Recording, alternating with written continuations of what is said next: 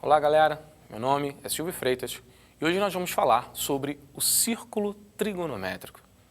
Assunto de tão importância para a trigonometria que você vai aprender como que se chegam a alguns valores que você montou naquela sua tabela de razões trigonométricas. É muito comum você também encontrar esse tópico com o nome de ciclo trigonométrico. Em alguns livros você encontra desta forma. Aqui nós vamos tratar como círculo trigonométrico. E o que é esse círculo trigonométrico? Acompanha comigo.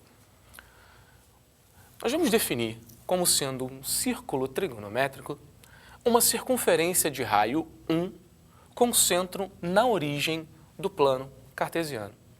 Então aqui está a nossa circunferência com centro na origem do nosso plano cartesiano, x, y, aqui o ponto O representando o centro desse plano.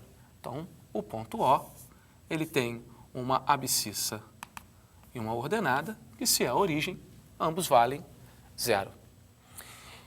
E o ponto A, nós vamos definir esse ponto A como sendo a origem desse nosso círculo. Ok? Cuidado para não confundir a origem do plano cartesiano, xy, com o ponto A, a origem do círculo trigonométrico. Esse ponto A, então, ele fica definido, sua abscissa mede 1 e sua ordenada mede 0. Porque se a circunferência tem raio unitário, do centro a qualquer ponto da circunferência, raio vale 1, a medida vale 1. Então, aqui significa que o x tem uma unidade e o y tem 0 unidades, definido, então, o nosso ponto A. Mas, Silvio, o que nós vamos estudar aqui no nosso círculo trigonométrico? Recorde-se uma coisa. Você já estudou que o comprimento de um arco L é dado por alfa vezes o raio. Esse alfa em radianos, correto?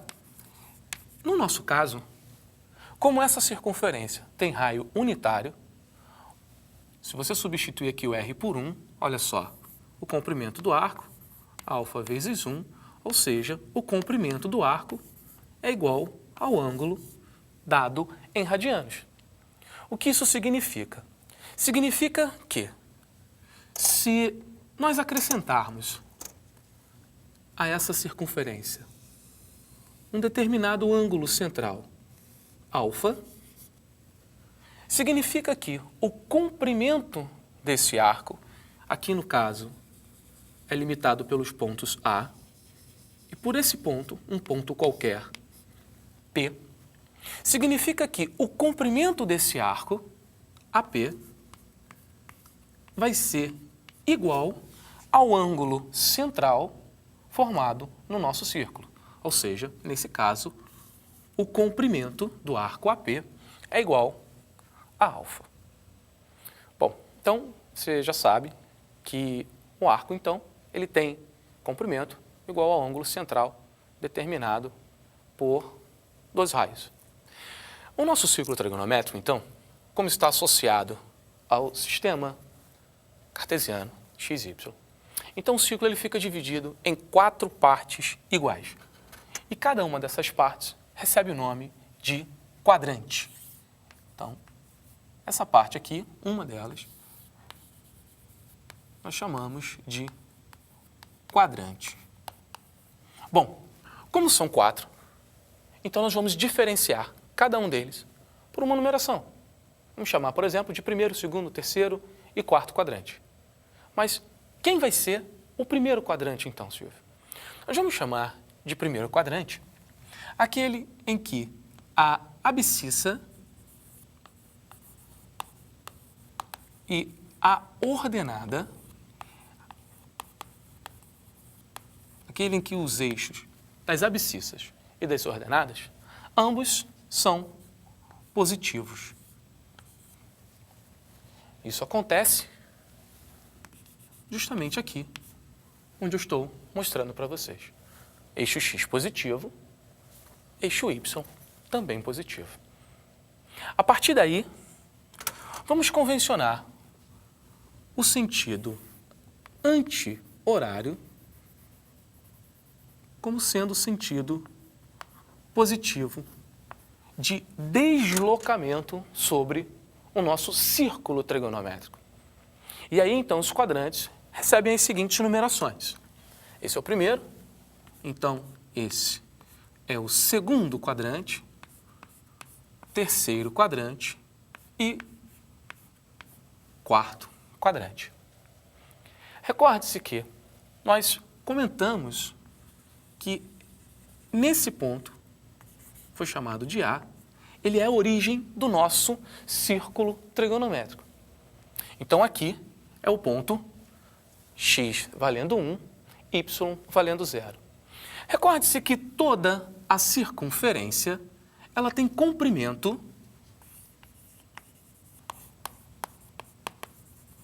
o comprimento de toda uma circunferência é 2 vezes π vezes r. Lembre-se? No nosso caso, o raio vale 1. Então, o nosso comprimento, vamos chamar aqui só de c, ok? Nesse caso é igual a 2π.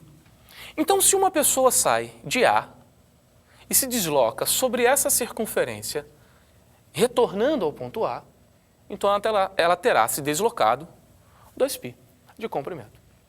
Então, como foi dividido em 4 partes iguais, se você divide, então, esse comprimento, olha aqui, se você pega 2π e divide por 4, simplificando aqui, a gente vai encontrar π sobre 2. Isso significa que cada quadrante tem uma variação em seu comprimento de π sobre 2 unidades. Então, partindo da origem, do zero, chegando ao final do primeiro quadrante, significa que eu me desloquei sobre essa circunferência, sobre o nosso círculo trigonométrico, π sobre 2 unidades. Então, aqui, em um ponto que eu vou chamar de B, significa que de A até B eu me desloco π sobre 2 unidades. Se eu continuo me deslocando no sentido positivo, chegando até o final, no ponto final do segundo quadrante, vou chamar esse ponto de A', significa que eu vou me deslocar mais π sobre 2 unidades.